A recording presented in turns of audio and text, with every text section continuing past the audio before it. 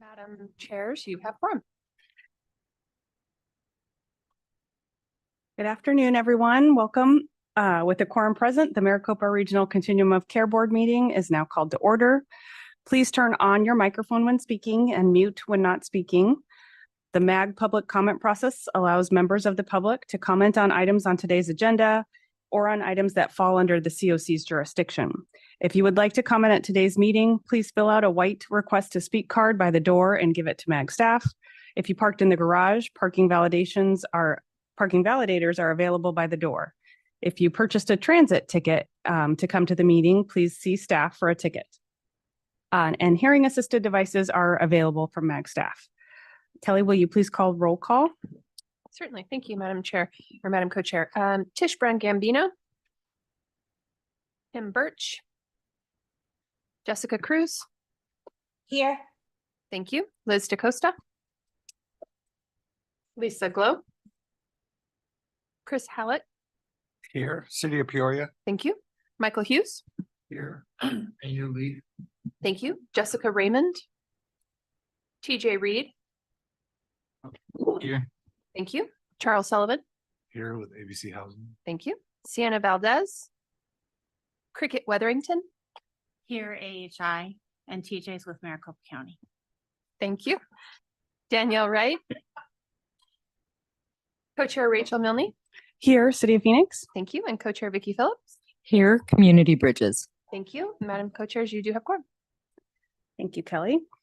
The next item on the agenda is the call to the audience. This is an opportunity for the public to comment on items that fall under the Continuum of Care Board that are not on the agenda or that are on the agenda for discussion and not for action. 15 minutes will be provided for the call to audience agenda item unless the committee requests an exception to this limit. Kelly, were there any comments received or anyone waiting to provide a public comment at this time? Madam Co-Chair, there were no comments received for this item or any other items on the agenda this morning or this afternoon, and I don't see any public comment cards from the audience. So I think we're good to move on. All right, we will move on to the next agenda item. Our next agenda item is the approval of the consent agenda. Items 3A and 3B are on the agenda for consent. Does any member of the board have questions, comments, or request a presentation on these items? Does any member of the public wish to comment on any items on the consent agenda? Seeing none, is there a motion to approve items 3A and 3B? Madam Co-Chair, I move for approval of the consent agenda 3A and 3B. Thank you. Is there a second? Thank you, Michael Hughes and Charles Sullivan. For those in the room, we will take a voice vote. Those in favor, please say yay. Yay. Those opposed, please say nay. And Kelly, will you please proceed with roll call for those online? Jessica Cruz. Yay. Thank you. Madam Co-Chair, the motion passes. Perfect. We will now move on to our next agenda item. The next item on the agenda is the All Inside update, including information on SOAR. I will turn it over to Captain Kent Ford, the federal team lead for the White House's All Inside initiative, to provide updates. Captain Ford, thank you for being here online. Yeah, hey, thanks everybody, and really appreciate your time and the opportunity to chat with you. And pardon as I look to my screen over here up to my left as I look to some of the notes that I made. So thank you so much again. This is a work in progress that we're striking out on as a group, as our All Inside team approach. And looking forward to this week is a big week for us. We have an opportunity to queue up questions that we gathered from our communities and from you all. So thank you so much for that feedback. And we're bringing it to them on this Thursday. So this will be a good feeder and some of your responses perhaps to some of this. And just to queue it up real quick, some of the pertinent feedback that you gave over the last couple months, 3 things in particular rose to the top. And one was the amount of SOAR applications, okay? And specifically 50 have been approved and there are 73 pending. So I looked into that a little bit. We'll get to that a little bit later. It's been taking about 7 or 8 months for those SOAR applications apparently to get processed and through the system. And then also that we had some discussions about liaisons due to a number of turnover at local SSA offices, and how that could maybe be queued up to the leadership at SSA to see if they could opine on that and perhaps make some personnel adjustments there. So next slide. So I think what it does, try to lay the foundation a bit, and not that this is at all trivial of who this is and what they do. Certainly you know a lot about this. Perhaps you know this specific information. But Martin O'Malley is the new commissioner that just started in December. So sometimes when these new leaders take office, take their role, they advance things, they push things, they kind of helps to move the needle a bit. So excited to have that opportunity, and perhaps that's why SSA is one of the first organizations that are kind of meeting us more than some others. So this is exciting, I think, for us. Notably, there's 61,000 folks that work there at 1,500 facilities around the country. Does have over $1 trillion annually, so that's no small thing to think about, and how that role plays in the field that we're talking about. And 66 million beneficiaries overall. Now, we're diving down deeper, the supplemental security income, there's 7.5 million that do receive that. So next slide. And some of those drivers then, this is one that would be kind of that vehicle that helps to drive momentum. There's an equity action plan that kind of helps to set the table for what's happening at SSA. And the new commissioner, the new sheriff in town, is helping to drive that. And some new areas of focus are the three I highlighted here. Ensuring language does not have kind of inherent barriers to what's going on with applying for benefits, and reducing underpayments. Over the course of, I think, the last couple of years, there were some overpayments, and then there was an attempt to draw some of that back. And of course, that isn't what anybody needs, is to have something and get the rug pulled away from them. So that was an issue that kind of was certainly before my time, and not sure if anyone had experienced any of that, where there was some give and take, and some was trying to get kind of clawed back into the coffers of SSA. Well, they're trying to iron that out and make sure that we definitely don't have underpayments, but just thinking about what are, and not if there were overpayments, what's the source of those mistakes. Then just simply increasing awareness of survivor benefits. So those are three things that are specifically new as outlined in this action plan. Next slide. And building on progress, then what this does, and I'm certainly interested to think about your team in terms of what makes any SSI application simplified. Certainly, and this is a dialogue, and it's not just a static point in time. Here we're hoping to get more information and serve it up, and perhaps there'll be a volley back and forth with our colleagues at SSA. I think they're going to start office hours where we can have some time to levy these information and ideas to them. Next is the update on agency systems and Social Security number business processes. Of course, we're even talking about the limit of 10 Social Security cards that can be brought to bear, and ways around that, and certainly kind of some waivers or flexibilities around maybe going over that number, for instance. And just thinking about demographic data. Data is so important to all of the work that we do, and I know that we're going to even talk more about that later on in the agenda, but certainly important here as well. But that's simply building on progress. And to the plan, I'm happy to send it in a PDF, but I have the links here. And specifically, the whole of government approach that the White House is specifically talking to, it kind of builds into that. Next slide. So here, this is what I kind of talked about earlier on Thursday. Then we're going to have a chance to what we gathered, have a couple of pages from you all. We put it on a single document and kind of formed it into something a little bit more digestible to the group. And we gathered the feedback, and now we're giving it to the team from SSA. So excited about that, what that's going to look like.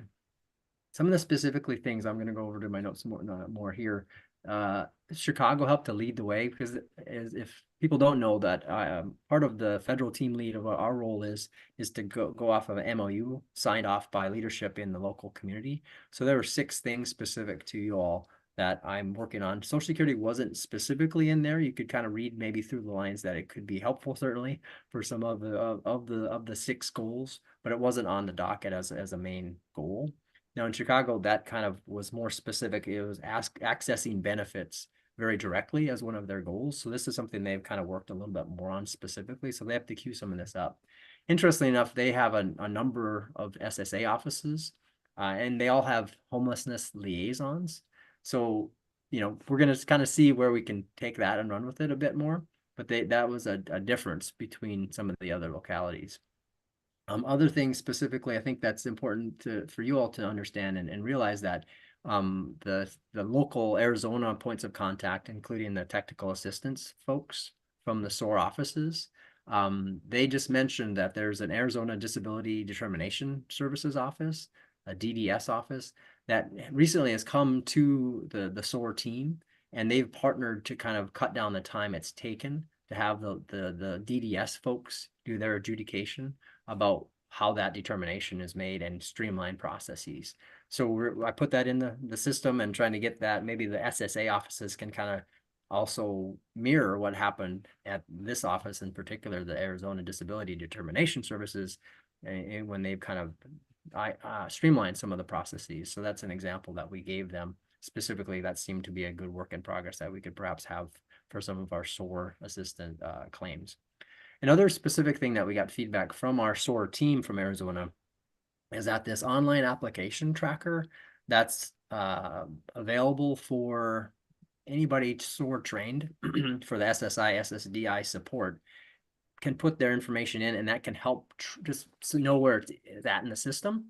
And apparently that system hasn't been utilized to the full extent, which I think could possibly be helpful as a future iteration and a positive step forward, is to have our SOAR folks, our SOAR trained individuals at agencies, at organizations, utilize this tracking system and perhaps just be able to know where it's at in the system and have a little bit more real-time information and data about what's going on and where it's at in the system.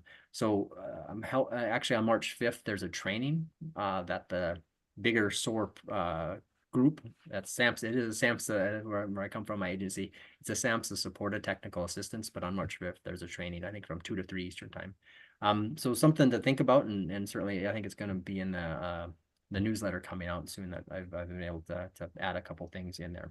So I think that might be my last slide. Next slide. Oh, yes. Okay. So I just simply then regurgitated what I mentioned at the onset.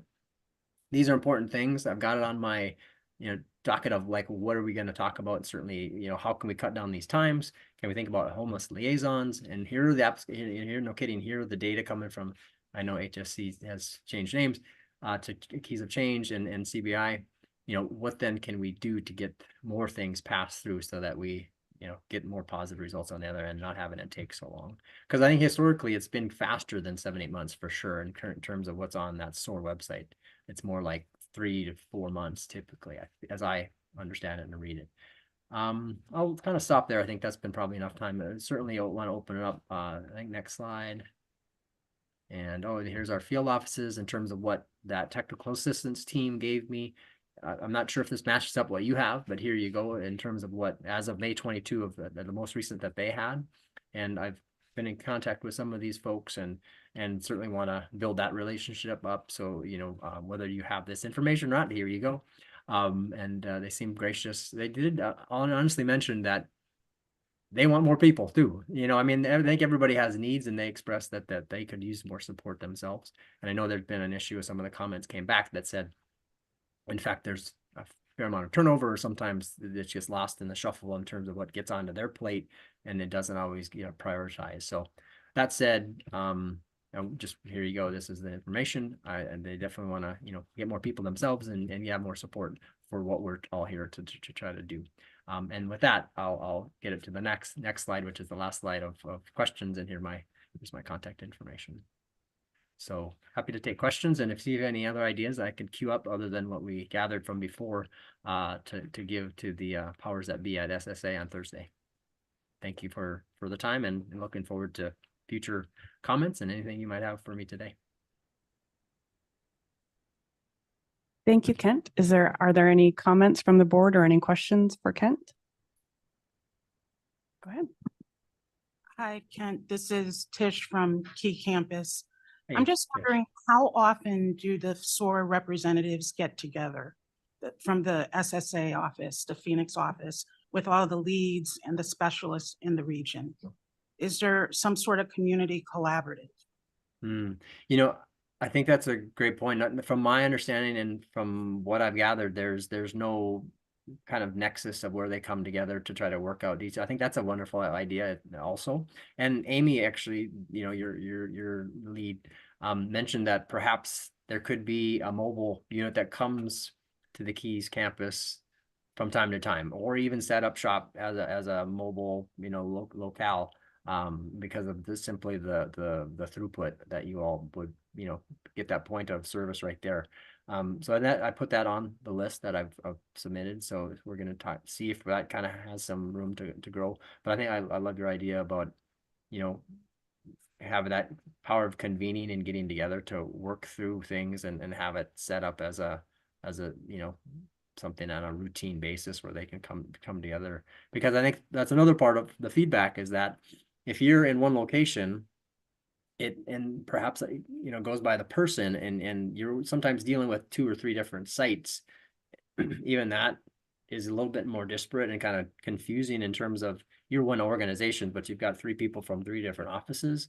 So that's another part of the feedback was like, you know, is there any way we could have that a little bit more coordinated where it wouldn't be working with 3 different people at 3 different sites with the SSA office. And you know, sometimes if you work with one person and they've got a laundry list of like 10 people, that might be a better way of managing that process in my eyes. But I'd be interested to see what you think about that too. But I like that idea about, you know, having a reason to get together.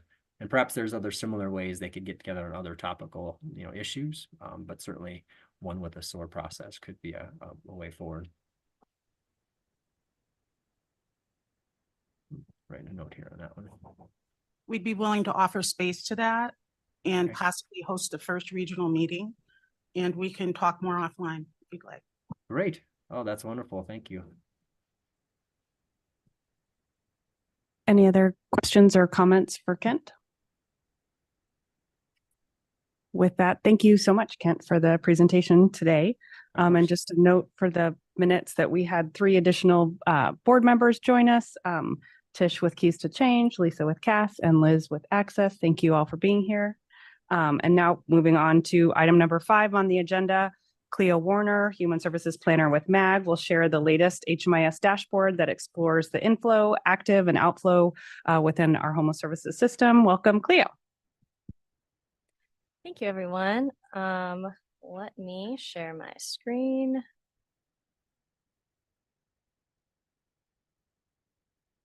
Here we go. All right.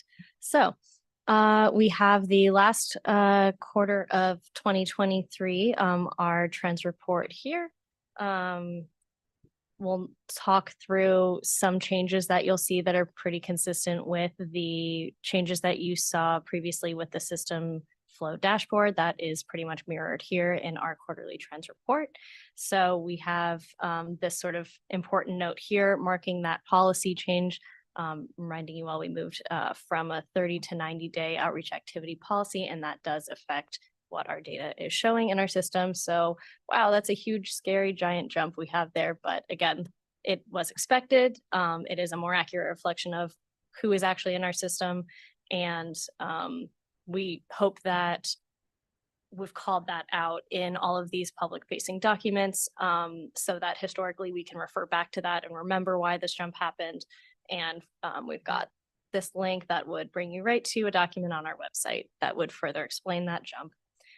So with that in mind, let's go through the report as normal.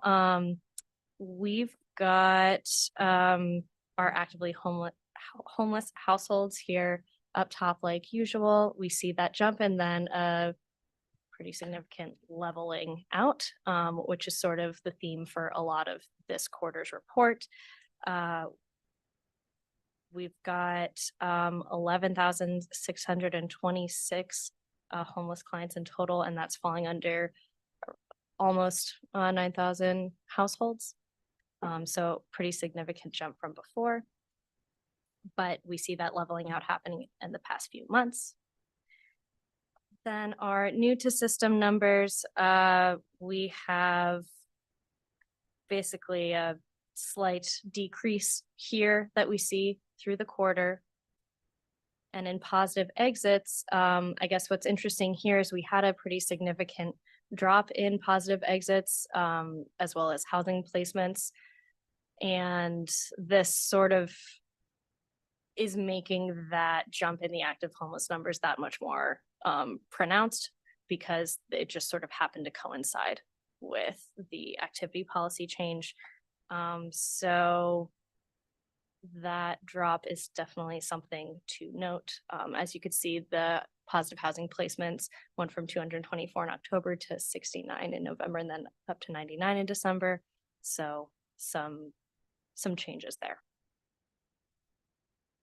Moving to our demographics page, things will look pretty much the same as usual, with the exception of this new multiracial category. And this is here due to HUD data standards changes. And so this is a new block that we have on our race graph here, which just shifts our numbers a little bit, but for the most part, things are looking in the same ratios as previously. Same with age groups. You'll see if you look between quarter 3 and quarter 4, for this year, the numbers jump pretty drastically, but the proportions stay roughly the same due to that activity policy shift. Again, we've got that comparison to census data here as well. Always a useful perspective to look at disproportionality in race and ethnicity in our homeless system versus what we see on the census. And then let's move to subpopulations. I'm going to say overall here, you'll see steadying, pretty steady numbers across all of our subpopulations, with the exception of veterans. We do see a 9% increase this quarter after pretty consistent numbers previous to that. But that's really, I would say, the largest change in our subpopulations this quarter. Moving to our system performance measures page. This is actually the same sort of snapshot preview right here from the previous quarter. We are still waiting on the technology to catch up with the HUD data standards for system performance measures. So those should be ready like any day now. And we'll be able to have these system performance measure numbers updated, but there's just a lag there still from the HUD data standards changes. So hopefully those will be reflecting an update soon. And then the last part of our report, we have this little snapshot piece. So this number, the total people experiencing homelessness in the past year, that gets updated every quarter, that ticked up a little bit from last quarter. Here we have the clients served in each of the interventions. So this is number of clients served in that month, December 2023. We had 14 new projects come online this quarter as well. So a lot of work happening on that end. So please let me know if you've got any questions. Thank you, Cleo. Are there any questions from the board or comments from the board? TJ? Hi, Cleo. I was just wondering, and maybe this is for you, but also for others in the room, like Charles or those who fund housing. That seemed like a really, really big change in positive exits from like literally like 1 month to the next, like cut over in half, right? Like, so I'm just curious. I know for us, we're winding down some of our ARPA rapid rehousing, but I'm just curious why we're seeing such a drastic change. And Charles, I don't know if you have any perspective from like the ABC side, if you guys noticed anything from that side, or if anybody else who's funding or doing rapid rehousing, if that was that, but that just seems like a huge change from 1 month to the next. Yeah, it definitely was a pretty significant drop. I don't have any further insight on it at this time, but it's definitely something we can look into.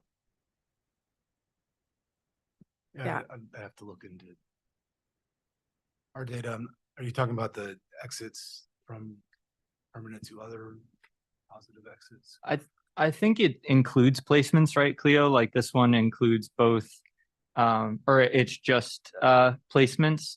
And so it's saying that placements went down from 224 in October to 69 in November. So that's like, you know, a fourth almost. It just seems interesting. I was just curious if like the providers or funders of those programs have an insight into why that's such a difference. Well, these are positive exits to outside the system. I think that our PSH is considered inside. No, I'm pretty sure these are placements within the system. Like it's somebody with a housing move-in date, correct? So this paragraph calls out sort of multiple pieces here. We've got the positive exits. So those are people who are leaving the system and moving to permanent housing on their own. And then it sort of calls out another component of outflow, which is moving into permanent housing programs. So those placements dropped from the 224 to 69, then back up to 99. Yeah, so the 224 and 69 are placements though, which would include like rapid rehousing and permanent supportive housing in our system. But in terms of permanent supportive housing, there's been a lot less availability to move people in. We were kind of stuck with 2 years at the same funding levels from HUD based on the FMRs. It will be going up significantly starting this year, but rents went up. You know, they've gone almost 50% in the past 2 years. Just if you're looking at the FMR numbers themselves in Maricopa County, went up 44% over the last 2 years. Still using the funding from 3 years ago. So that's part of why we've seen, and that's just catching up to us. It's been a trend, obviously, over time. But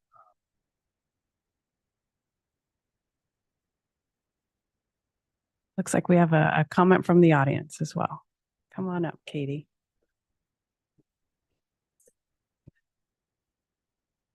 Chair, if I may, it seems like the 224 is actually an anomaly and that we average between 100 and 150. So 224 and 69 both seem like anomalies, but the 99 is what our housing placements normally are. So something to keep in context, and even January is back up to 140. So it seems like there is maybe we had over placements in October and then low in November as a result. Thank you for the context, Katie.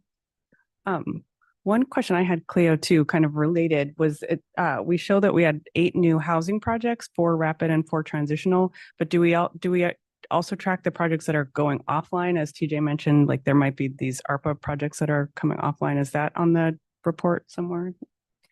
So that we don't have that called out on the report, but if that's something you all are interested in seeing through time. I think so. Which projects? are Especially closing. knowing that we've all we're awaiting this cliff of funding that's happening. I think that would be something we should start tracking. Yeah, we can definitely see what that would look like incorporated on here under that snapshot side.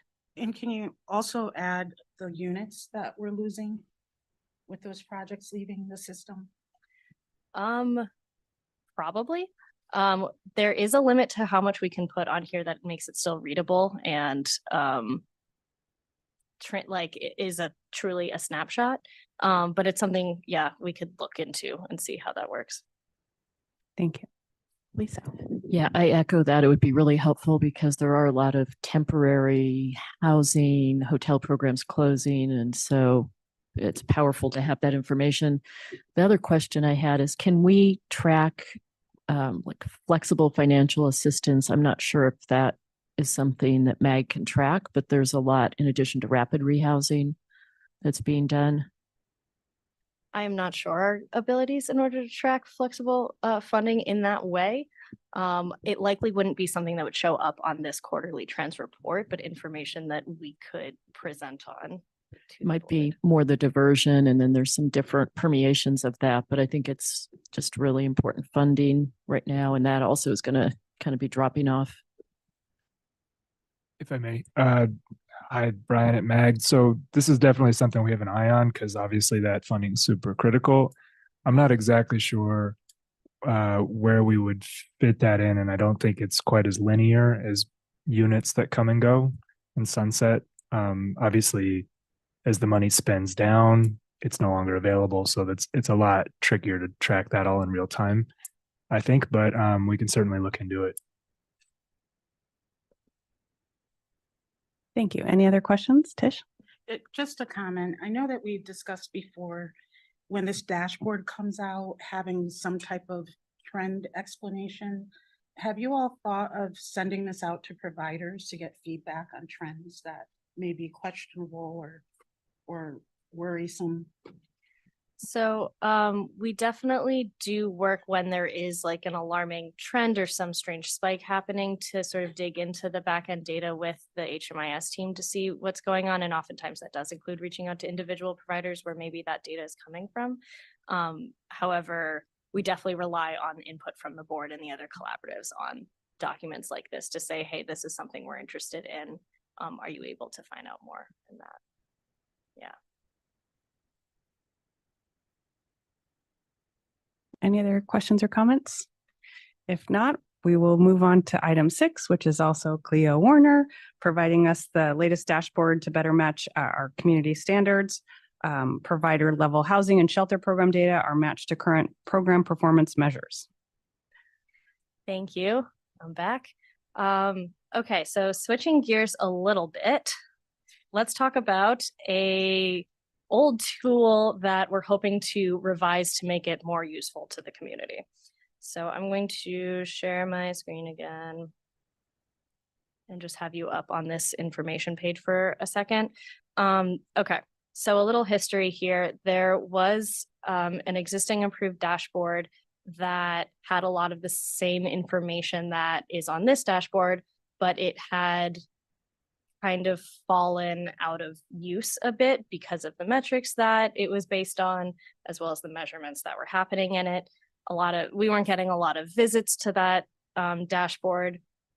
It had good intention, but was just not super useful to our community anymore.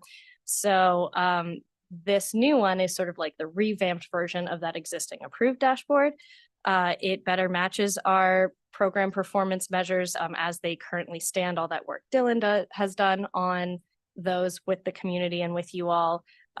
There is also the addition of shelter and street outreach projects on this dashboard that were not on the previous one, and has some nice little extra details like more flexibility with the date ranges and sorting by programs and differences between family and single programs. So like I said, think of this as like the 2.0 version of that previous dashboard.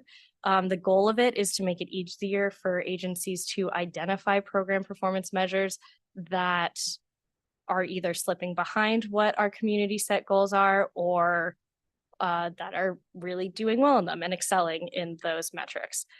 So instead of pulling individual reports for each of our performance measures, here is just a way you can look at it to see how am I comparing to other programs, how are all of my programs doing, and hopefully making program performance measures just more accessible for our community. And the thing that makes me very excited about this is it's sort of paired with existing materials that we have in this. I'm seeing as like a glue that holds them all together. We've got the document on our website that shows program performance measures broken down by goals and averages, and think of that as like your key when going through this to see where you fall.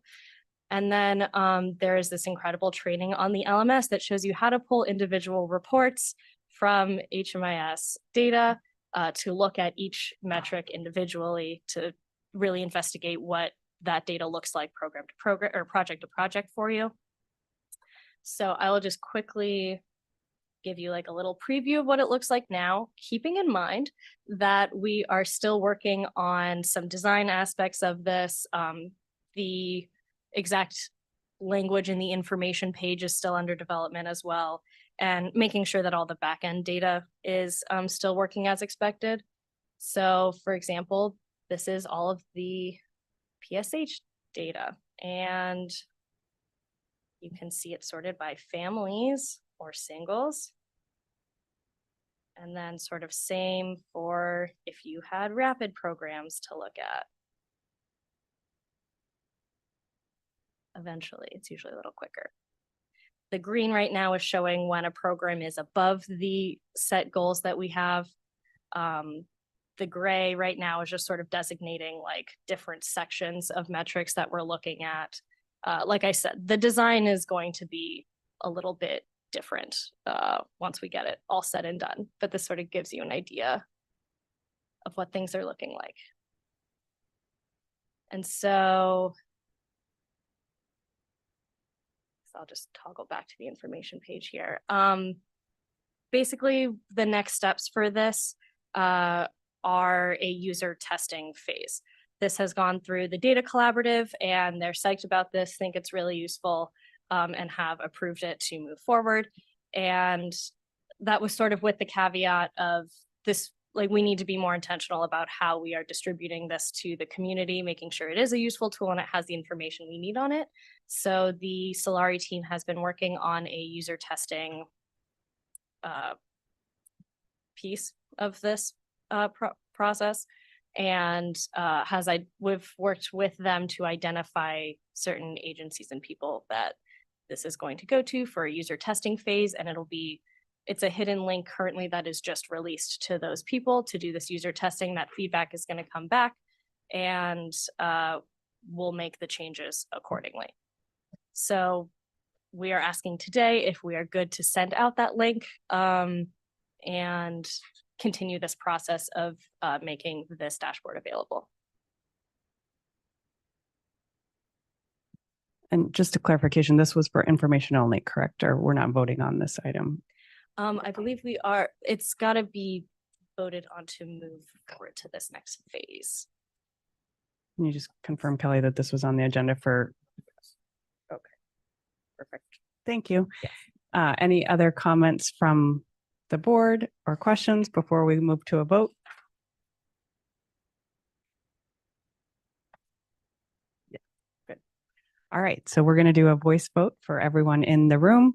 All those in, or wait, actually, I'm going to wait for a motion. Yes. Sorry.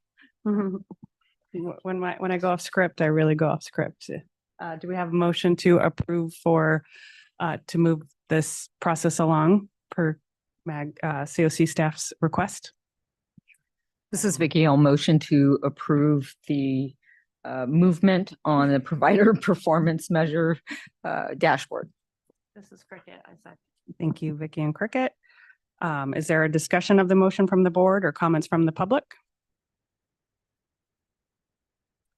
Hearing none, for those in the room, we'll take a voice vote. Those in favor, please say yes.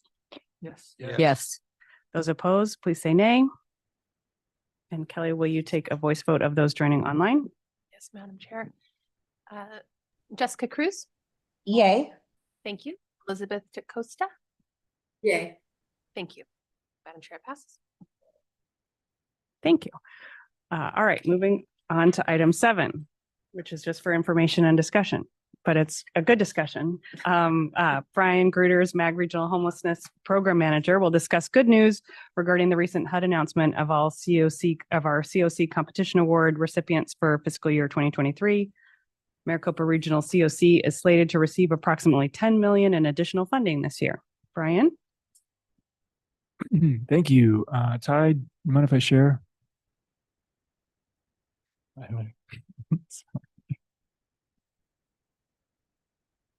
Yeah, it worked. Well, as you all know, would have heard by now that we got additional funding for the upcoming fiscal year, and this is kind of the overview of what we're hoping to receive. So really, this is just a kind of a heads up.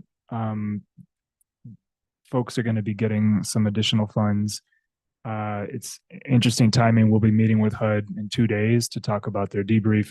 They're going to explain how they came up with the FMR numbers, I hope, on all of this. But generally speaking, everybody who's providing housing, rental assistance should be getting a bump per FMR. The one program that's not getting additional funding, you can see there's 100% line down amongst the Native American Connections projects, and just because it's site-based, not relying on FMR funding. So that's the expectation going forward. We're going to proceed as usual this year. The only thing that I think we're trying to review as a team is maybe some additional time to talk through contracts with the project staff and just make sure everybody has a plan in place for their budgets to absorb these funds. That's really it. Any questions? Comments maybe from the board? Huge congratulations. This is amazing news. And we have here in the audience today, former regional homeless program manager, Katie Gentry. Just really wanted to honor her and all her work in submitting the NOFO this year with the entire team. Fantastic job. Just couldn't be happier. So thank you. Yeah, I mean, think about the Congratulations. last time somebody got extra money from HUD. So Yeah. Yeah, super great job, y'all. And one thing I think to Charles's comment, I think I'm curious as to see, based on the massive amounts of increases in rent and how much this is changing to that, do we anticipate, because the majority of our funding through HUD goes to PSH, are we anticipating, like, will that serve about the same amount? Or is that going to see any like increases from what you've seen in the past, or what does that kind of look like? Because I know rent has just been bonkers here. So Yeah, I think the changes won't be immediate. So what we've been having to overpay in our programs for almost 2 years now, a year and a half. So this is what HUD does is they take you submit basically a bedroom mix to HUD. And you say, this is how many 1-bedroom, 2-bedroom, 3-bedroom units I'm going to serve. They multiply it by the FMR at the time of application. And that's how they award the grant amounts. So these are all increases on the rental assistance line using that formula with the FMR from 2022. And then we'll get 2023 probably next year. So really it's saying this is the amount of money you need to serve your authorized number of units that you applied for initially in the grant. So they're not saying. I don't think Brian's mic is on.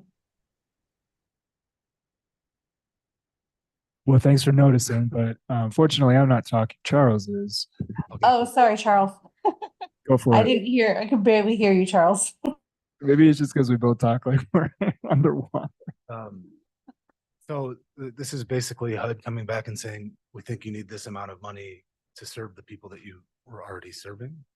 It's just so far behind that and in the middle of that, they switched the methodology, which they used to calculate the FMR, and they went from historical data to more current data with the whatever online system they used to calculate it. So, I think eventually we'll start to see more people coming in, but this is really just us being able to get to a point where we can house what we've already told HUD we were going to do. awesome. Thanks for the context, Charles. And I guess I just have a question for Brian too, or like two-parter, I suppose. There were expansion projects for all of the like standard, so like HMIS, family coordinated entry, regular coordinated entry for single adults, and then did those increase, and then were there any new projects that were approved outside of those expansion projects? So if you look at the screen, part 2 is under infrastructure there. And so everything else, all the expansions were funded at 100% of the ask. And so you can see the blue column is what was funded. To the left of the blue column is what was requested. So we got the expansion projects, but we did not get them at any higher rate. We're still talking through with the providers to just lock in kind of what the scope of work is going to look like. Everybody outlined that when they put in the applications. So should be pretty much exactly what people reported on. Okay. Well, I just thought that was something to call it to, that is good, is that like more funding for coordinated entry for HMIS and for MAG and the collaborative applicant, which is, I think, hopefully helping all of the infrastructure move forward. Yeah, thanks for that.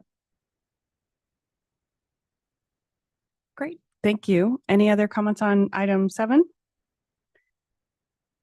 Hearing none, seeing none, we'll move on to item 8, which is also Brian, talking about a PSH funding reallocation. He'll discuss the City of Mesa's recent request to voluntarily discontinue their 2021 Shelter Plus Care contract. MAG staff has provided assistance expediting this and requests board approval for the reallocation of funds. This item is for discussion and for approval of the plan for reallocation of funding. Thanks again.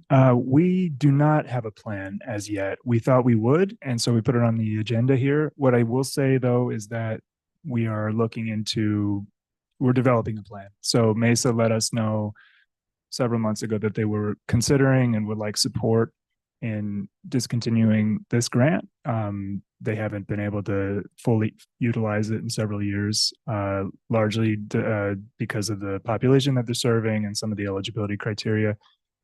So we looked into it, discussed it with them, mutually agreed that it would be better to serve chronic homeless singles with the funding. They're up for that, allowing us to reutilize the funds. So all good there. We just have to we have to find an agency that can absorb that and do it quickly. There's some complications, just there may be some carryover families that are already enrolled in the project. So makes it a little tricky to do it and to do it in a short time frame, which is why we don't have a plan yet. So planning to come back here as soon as we have one. Would love to put this on a consent agenda, but not sure if anybody will go for that. So Brian, this is Mike Hughes from Manuli. So you're saying that the city of Mesa wanted to discontinue money that they were allotted to receive, and they want to return those dollars? That's correct. So it's a Shelter Plus Care grant, serves 10 households, currently written into the scope of work to serve families who are chronically homeless. So understanding that that's not a huge percentage of our population. We, folks on this. How much, Brian, did they want to return? They would be returning the entirety of the grant, Which is it's 120,000, 122K. And then, but it was actually approved during this last NOFO. And it was one of the projects on that list to receive an increase of funding based on FMR. So it went up to 160K, but likely would serve fewer than 10 households, given that it would be singles. So anyway, that's all kind of part of the back end work we're trying to do to come up with the plan, but we will give you a full update on what that could look like going forward. And is this for households or people in Mesa?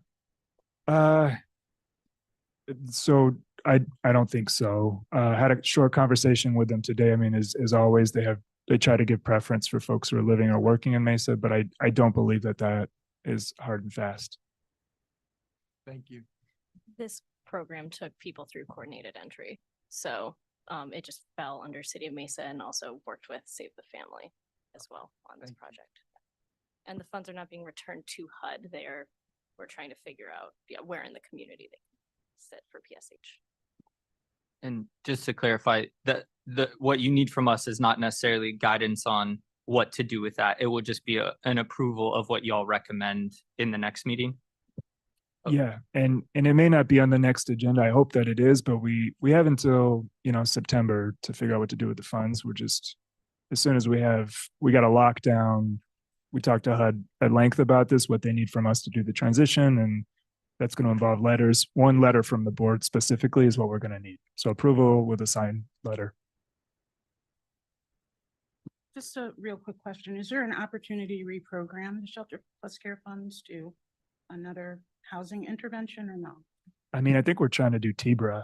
So that's the plan. It's the real question is whether we can, the challenge I think is to accommodate folks who are already in the program as now, and what do we do with them? And if we can't accommodate them, can we transition to TBRA? So we got to figure that out, but some moving parts, but I'm pretty confident we'll figure it out.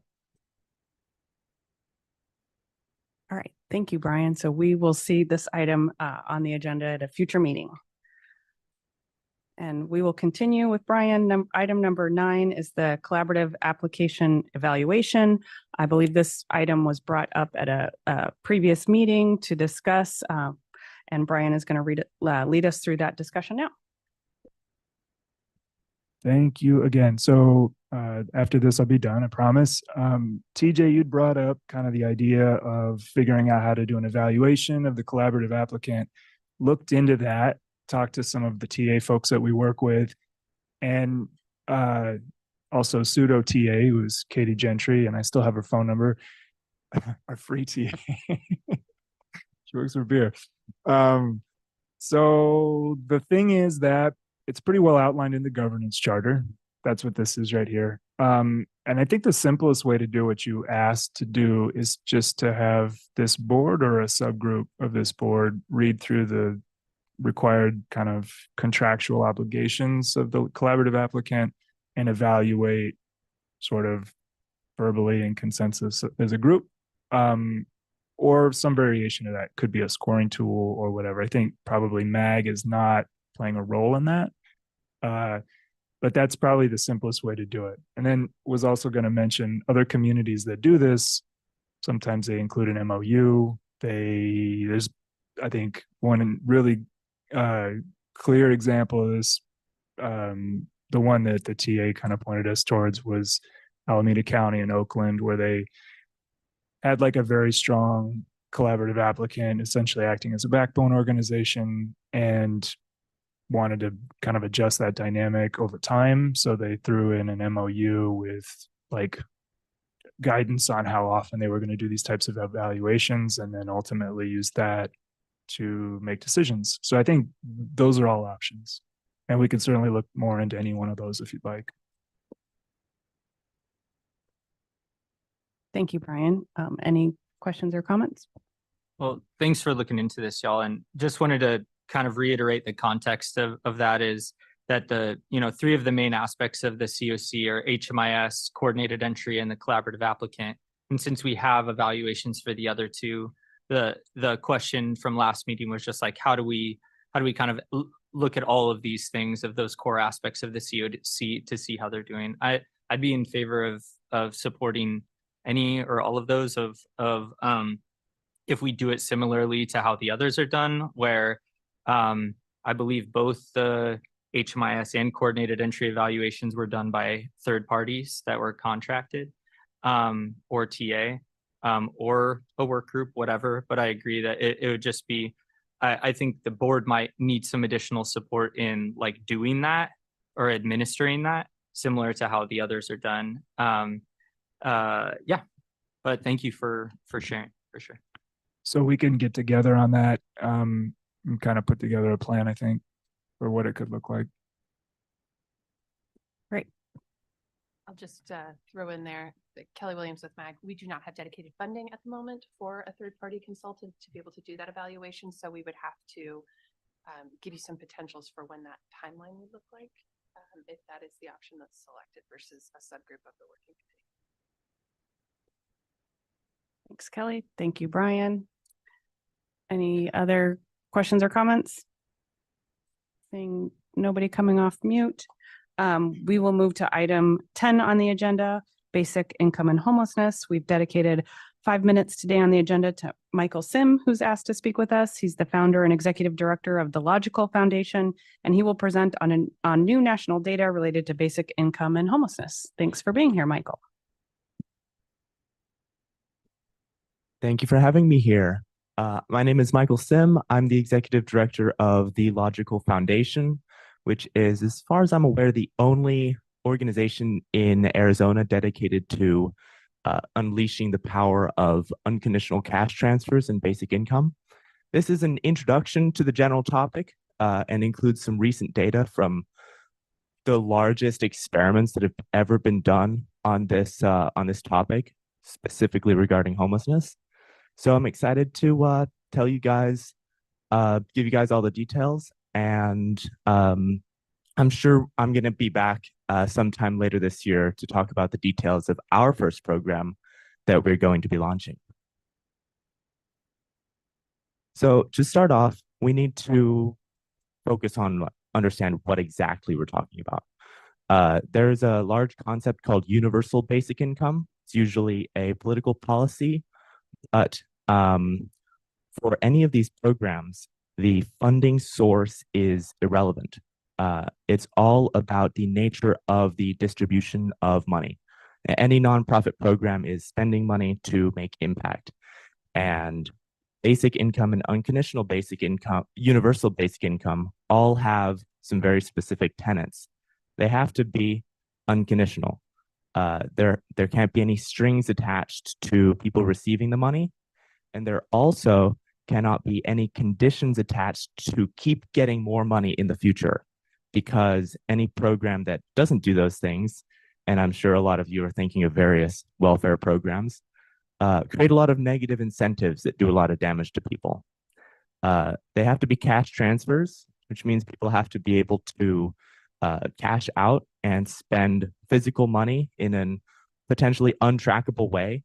For example, if people are trying to get housed, a housing program has to pay for the housing unit and supportive services and administration.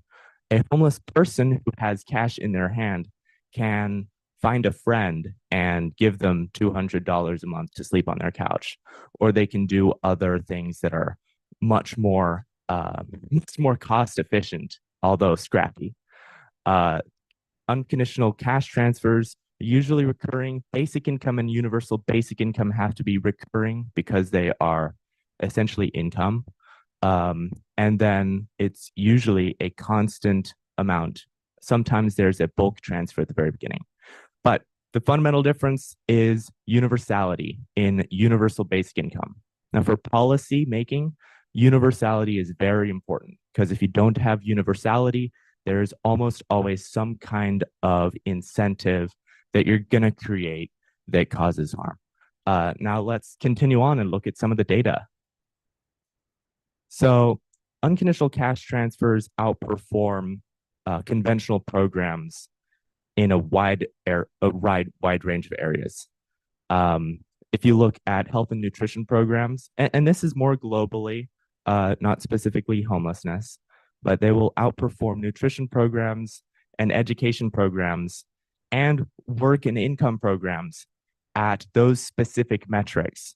But they create all of these impacts at the same time, which means the overall amount of cross-sectional impact is usually an order of magnitude more amount of impact than a regular legacy program. Let's continue on to the specifically basic income programs. The Denver Basic Income Project has been going on for a bit over a year. They've been giving $1,000 a month to 260 people who are experiencing a broad definition of homelessness. So that would include people sleeping on other people's couches and people sleeping on hotels and other things that aren't strictly unsheltered and sheltered homelessness. Another group was given a bulk transfer, and then a third control group was given $50 a month, although it seems that they've been having quite a bit of success with the $50 a month, which makes us optimistic that small amounts of money seem to be making really large amounts of impact. Let's look at the data though. Next slide. On the left is the amount of people who were on the streets at the beginning of the program versus 6 months into the program. The first two were the cash groups, and the third one, which had a lower reduction, was the control group. Jobs is a really interesting one, because the narrative out there is that people will not work and people will get reliant, and that's exactly the opposite of what we found. People actually work more, substantially more, statistically significantly more with unconditional cash versus no assistance. It enables them to get jobs and pay for the things that they need. Now let's look at the next program, much more important program, because this program has a much more narrow definition of homelessness. These are sheltered and unsheltered people experiencing homelessness, and over a third were actually on the streets. If we go to the next slide, they've been giving over 100 people $750 a month across San Francisco and LA. And next slide. And here is what they found after 6 months. Of the fraction that were sleeping on the streets, unsheltered at the beginning versus 6 months in their cash group versus their wait list. And so this is the most statistically important slide that exists that shows that cash transfers are incredibly effective at helping people get off the streets. Next slide. And this is what they spend the money on. The bottom right one is food. You've got healthcare, housing, pie chart. Next slide. And I'm a numbers guy, but I think it's really important to hear about the stories from the people in these programs. They often report having much lower levels of anxiety and having future hope. Hope is the word of the day. Next slide. And so the question that everybody always asks me is, what do we do about the complexity that is drug abuse, addiction, and mental illness in the homeless community? And I would put it into broadly 2 categories. And this is the first category of people that don't have a severe and debilitating level of issues. For most people, as everybody here is mostly aware, homelessness is mostly a lack of cash problem or a housing is too expensive problem. And most people who use drugs are not actually severely addicted to them. But a large part of the reason why they do drugs is because they are hopeless and they have no way to see a future where they're not homeless, and therefore you might as well drown your sorrows. Basic income provides a light at the end of the tunnel. When people have cash in their hand and they know that they're going to be getting significant enough amounts of cash to do stuff, the first thing that comes to mind is planning for the future. And that's what they've found in all of these programs.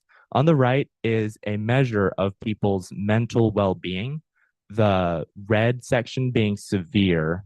And this is across a smaller study. I think there was 12 or so people in here. Each letter is a different person. And these are their reported levels of mental distress and anxiety after 6 months of receiving $500 a month. And you can see that every person pretty much experienced a reduction in their levels of mental distress. Next slide. Now for the more complicated fraction, and this is not a large fraction, we think it's about 20% and less total. And then you've got people who can re-enter society after going through, say, a drug rehabilitation program or something like that. I think the best way to use basic income in that regard is as a light at the end of the tunnel that you put at the end of a rehabilitation program that people need to go through. For more severe, extremely severe stuff, cash just isn't going to work. This isn't a silver bullet, but it is an like 80% bullet. And then severe untreatable issues are going to require compassionate institutionalization, most likely. Although basic income can be used to test if somebody is in that category or if they're not. If somebody is getting a basic income and it's a significant enough basic income to where the vast majority of people are able to get into a better situation, and yet they are still suffering from severe problems, that is a strong indication that they need very more serious services. Let's continue on. 2 biggest unanswered questions are exactly what are the impacts of basic income on the more severe and debilitating but treatable section of the population. This is a difficult thing to find funding for to research. And the second important question is exactly how much money creates exactly how much housing outcomes. Miracle Money program that I showed earlier suggests $750 a month for 6 months can help 2/3 to 3/4 of the people who are on the streets homeless regain their stability. However, we don't know how much, I don't know, $300 a month for 6 months or $1,000 a month for 6 months, or a year. And so on the x-axis, if the x-axis is amount of money and the y-axis on this graph is housing outcomes, there's got to be a sweet spot somewhere where we can maximize the impact, and that's what we really want to learn. So to learn the answers to these questions, next slide. We want to answer one with private funding. Nobody's going to fund answering question one with public money. Question two, by creating large programs that are random, that are statistically significant and provide differing amounts of money so that we can calculate what's the highest cost impact program that we can run. And then we can execute a large one-time program to end the crisis.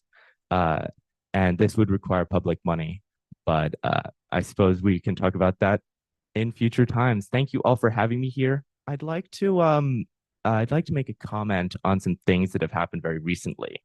There's a bill that's going through. One moment, Mr. Sims. Okay. So this ends item number 10 on the agenda today. Any comments for Mr. Sims? Sorry. Michael, who did the analysis of following up? So many people improved this, did that. Who did that? Right. I can find that for you right now. Let's see. For the Miracle Money program, let's see. It was run by Dr. Ben Henwood at USC. USC.edu. Wait, what is USC?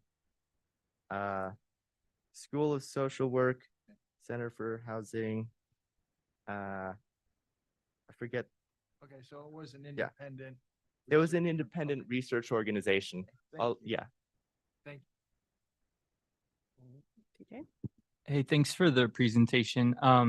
One thing that might be helpful in presenting with a group that's dedicated to homelessness would be to compare the outcomes of universal basic income to some of the other common interventions that are done, most namely like diversion and flex funds, which are one-time financial assistance to get people out of homelessness, and rapid rehousing. Because when I was looking at some of the articles that were presented on your website, like even the Denver one, it appeared to me that the average costs would still be much more with less outcomes than like a rapid rehousing program, which is focused just on financing people to get into housing and having supportive services. So, and there might be some apples to oranges there, but what would be really interesting when sharing with us, like if you do come back and share more, for us to consider thinking of this as something that we would do versus investing into these others, having a direct comparison of like, hey, you know, as you learn more and as Denver completes theirs and as California does, of saying like, okay, well, if you were to invest $100,000 per year, that would house this many people, because we have that data already with like flex funds, diversion, and rapid rehousing. And so it's hard for us, or I'll just speak for myself, it's hard for me to consider an alternative when even the preliminary data of what is out there on universal basic income is not as good as or it doesn't have as good of outcomes as what is already being done. Well, I would love to see that data for the other kinds of programs. And so one way it might be worth looking at it as a much larger kind of solution that in a small scale cannot truly end a crisis. Like we spend in Maricopa County somewhere north of $1 billion a year overall on the homelessness crisis through all the various areas that we spend on it. And unconditional cash transfers, the powerful thing about them is that they're so scalable and that the impact scales with the size of the program. So with for example, 12,000 people we were talking about earlier, we could provide 12,000 people with $6,000, $500 a month for a year for $72 million. And that would cut the overall crisis by 2/3 or more for a small, less than 10% of what we're spending on all of the things we're spending on for the homelessness crisis. Lisa? I just want to say thank you, Michael, for your presentation and your passion for making a difference. I really love TJ's idea. If there's an ability to compare, because we know we need to continue to innovate and have new solutions, and the autonomy that people have with the funding. So maybe ASU would be interested in partnering on some kind of research because they do a lot in this space. But I just want to say thank you. Absolutely. I'm gonna get that data, and I'm gonna try to figure out whatever numbers we can get right now. And then as we go into the future, cash benchmarking is a really important focus of ours. Basically, if the most simple thing you could possibly do with money is just directly give it to people, you can do experiments to compare the impact of that and all these other programs. And I'd love to share with you the data when I've put it all together. All right. Thank you, Michael. Thank you again for presenting today and for your future public comments. If you want to follow the MAG process, we would love to hear them next time.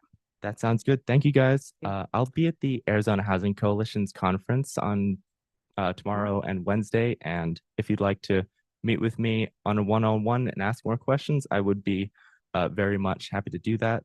And we're also going to be running an event in a few months, but the details aren't out yet. Thank you, guys. Thank you. All right. Item 11 on the agenda is the request for future agenda items. Do board members have any other action or discussion items for future meetings?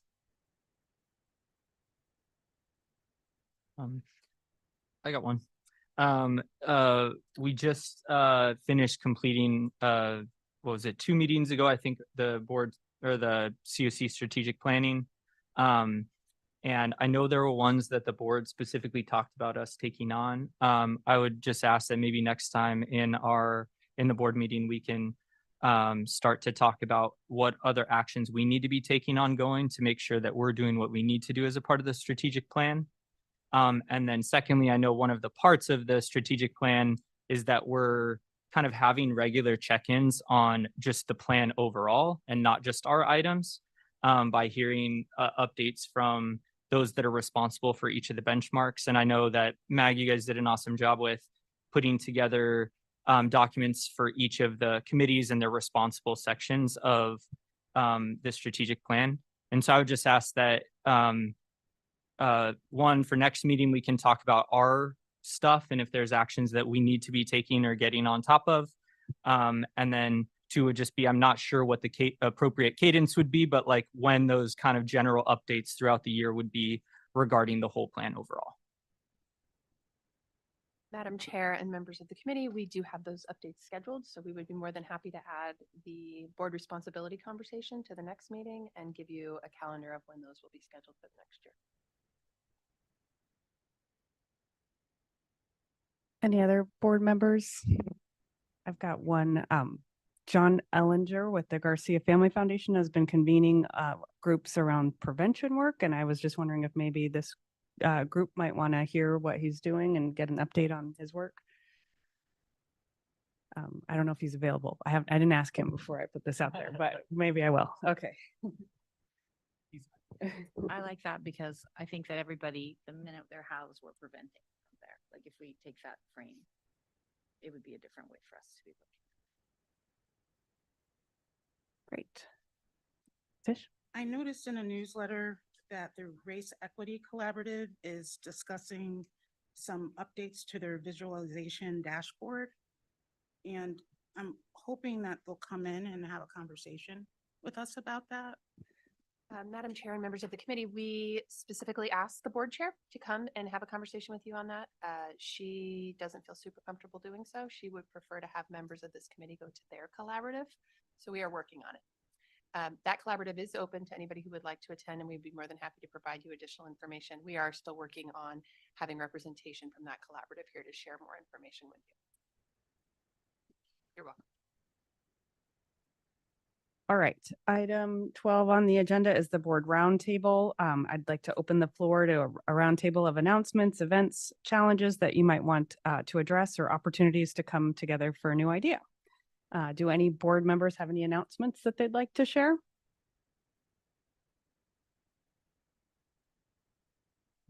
Madam Chair, I have one if that's okay. Sure. Not as a non-board member, as a staff member. Great. Brian Gruders and I were able to attend a meeting late last week with Congressman Ruben Gallego. He was here specifically to talk about homelessness in different roundtable conversations.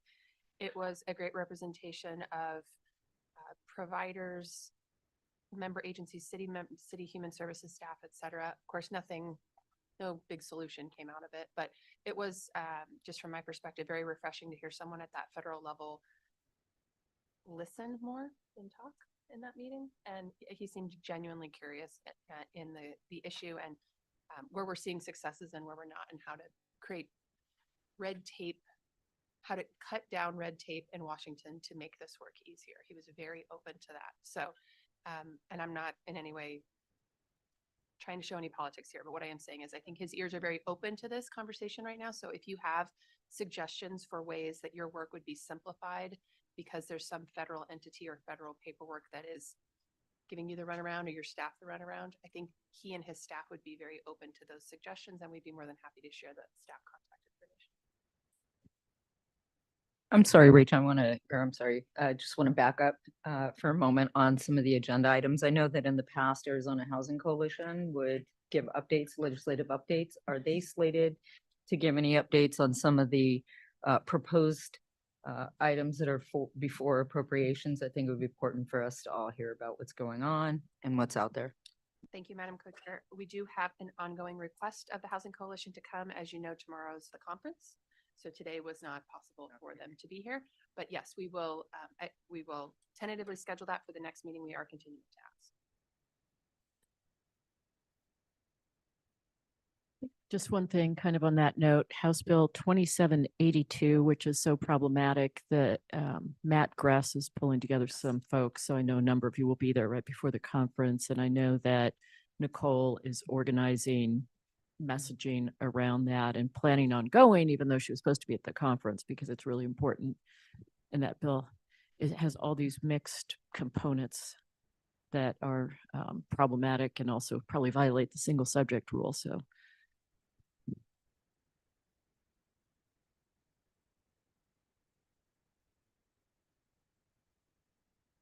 just real quick. So at the Friday check-ins that they do, they went into depth on that last Friday. So those are also a good place to get those in between board meetings.